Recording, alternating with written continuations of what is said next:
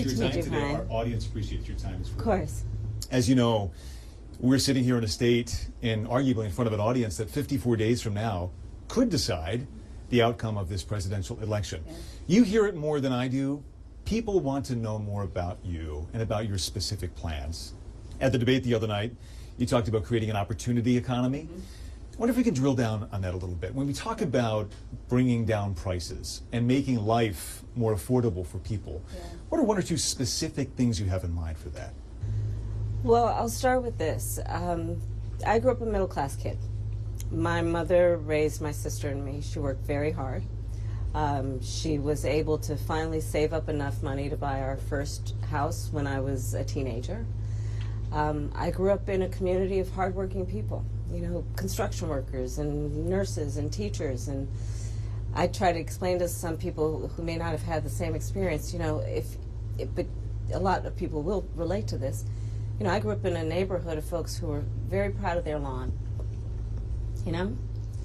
And I was raised to believe and to know that all people deserve dignity. And that we as Americans have a beautiful character. You know, we have ambitions and aspirations and dreams, but not everyone necessarily has access to the resources that can help them fuel those dreams and ambitions. So when I talk about building an opportunity economy, it is very much with the mind of investing in the ambitions and aspirations and the incredible work ethic of the American people, and creating opportunity for people, for example, to start a small business. My mother, you know, worked long hours, and our neighbor helped raise us. We used to call her, I still call her, our second mother. She was a small business owner. I love our small business owners. I learned who they are from my childhood, and she was a community leader. She hired locally, she mentored. Our small businesses are so much a part of the fabric of our communities, not to mention, really, I think, the backbone of America's economy. So my opportunity economy plan includes giving startups a $50,000 tax deduction to start their small business. It used to be $5,000. Nobody can start a small business with $5,000. But investing in people's innovative ideas and giving them the ability to go for it. Opportunity economy means, look, we don't have enough housing in America. We have a housing supply shortage. And what that means, in particular for so many younger Americans, the American dream is elusive. It's just actually not attainable. So part of my plan is to work with the private sector and housing developers to give them a tax credit, to be able to partner with us as the government, to build, and my goal is 3 million new homes by the end of my first term. In addition, to help people who just want to get their foot in the door, literally. And so giving first-time home buyers a $25,000 down payment assistance to be able to just get in the door, and then they will do the work that they need to do to save and to pay that mortgage and to build wealth for themselves and their family. These are some examples of what I mean when I talk about an opportunity economy, and a lot of it has to do with just the community I was raised in and the people that I admired, who work hard, and deserve to have, their dreams fulfilled because they're prepared to work for it. You talked at the debate and at previous appearances about turning the page on the past, and in fact here today in Johnstown you're talking about a new way forward. Yeah. I think some people have a question, given maybe your current role as Vice President of the United States, how different you are from Joe Biden, and so I wonder if there are one or two spots, policy areas or approaches where you would say, I'm a different person. Well, I'm obviously not Joe Biden, and I offer a new generation of leadership. And so, for example, thinking about developing and creating an opportunity economy where it's about investing in areas that really need a lot of work, and maybe focusing on, again, the aspirations and the dreams, but also just recognizing that at this moment in time, some of the stuff we could take for granted years ago, we can't take for granted anymore. For example, another plan that I have that is a new approach is to expand the child tax credit to $6,000 for young families for the first year of their child's life, because that is obviously a very critical stage of development of a child. And a lot of young parents need the help to buy a car seat or a crib or clothes for their kids. And so my approach is about new ideas, new policies that are directed at the current moment. And also, to be very honest with you, my focus is very much in what we need to do over the next 10, 20 years to catch up to the 21st century around, again, capacity, but also challenges. Crime and public safety are two major issues right at the forefront of voters' minds, in Philadelphia as well, where crime is a significant issue. When we talk about crime, the conversation turns to gun safety as well. And I think you actually probably caught a lot of people off guard, maybe a bit by surprise in the debate the other night when you mentioned that you are a gun owner. I know you said it in 2019 as well. I want to talk about your values on this issue. When it comes to gun ownership, where do you draw the line in America on gun ownership and gun use? Well, like you said, Brian, I am a gun owner, and Tim Walz, my running mate, is also a gun owner. We're not taking anybody's guns away.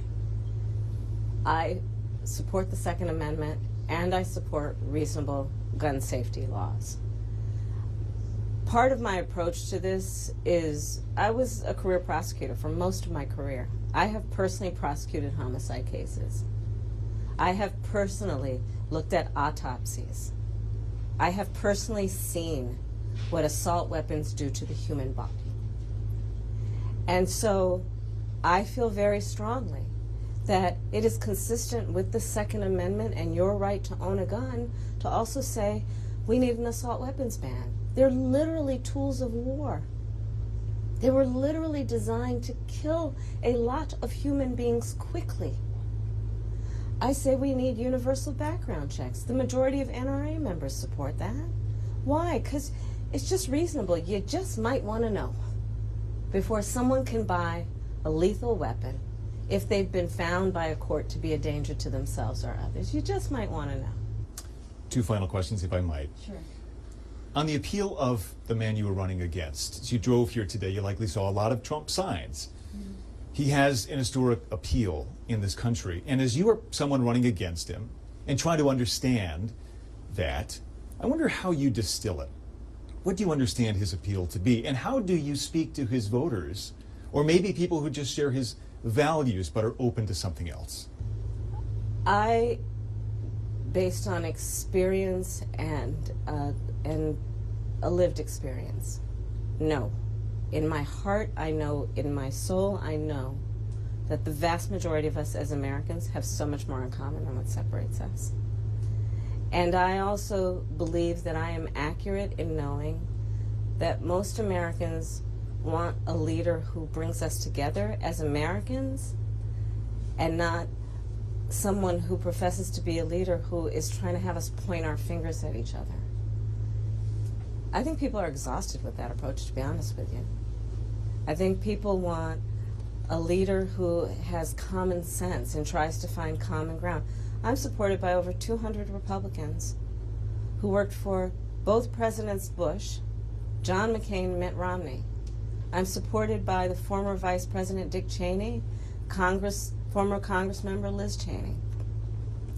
And I think people are more willing now, in light of the hate and division that we see coming out of Donald Trump, to say, hey, let's put country first. And I think that just makes us stronger and more healthy as a country. To say, look, we can all debate our differences around, various policies, but let's stop with the division. Like, enough of that. Let's bring everybody together. And finally, as you introduce yourself to America in a new way, they've heard much of your story at the Democratic National Convention and in that debate earlier this week. If there's one thing that you wish Americans knew about who Kamala Harris is that you don't think they know yet, what would that be? I don't know. I mean, probably it's not very different from anybody watching right now. I love my family. One of my favorite things that I lately have not been able to do is Sunday family dinner. I love to cook.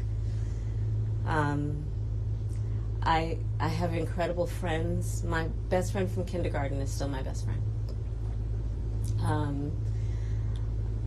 I think that, I have a career that really, and I said it the other day, as a career prosecutor, I never asked a victim of crime, were they a Republican or a Democrat. The only thing I ever asked them is, are you okay? And I think that's the approach that most Americans want, regardless of who they voted for in the last election, in terms of turning the page and charting the way forward.